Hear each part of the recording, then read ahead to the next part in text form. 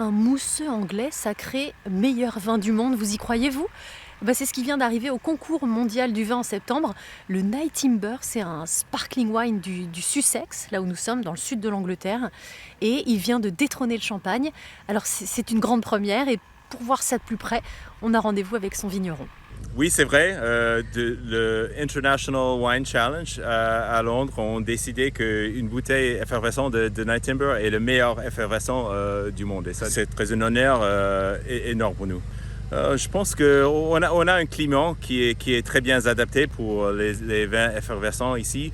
On arrive à garder les arômes de fruits qui viennent de nos vignes d'abord, mais après passage de plusieurs années, 5, 6, 7, 8 ans années de maturation sur latte, on arrive aussi avec tous les arômes qui viennent comme le boulangerie. Alors on a croissant, brioche et on ajoute ça avec les arômes de fruits qui viennent des vignes. Ça donne quelque chose assez spécial, on pense, on trouve.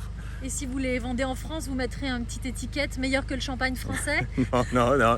Ça c'est pas quelque chose qui nous intéresse. C'est surtout nous sommes très grands amateurs de vin à Night Timber. Et si on peut dire simplement que les bouteilles de Night Timber ou les bouteilles effervescentes d'Angleterre peut être sur les tables avec les autres meilleurs effervescents du monde, là c'est déjà quelque chose de quoi on est très fiers.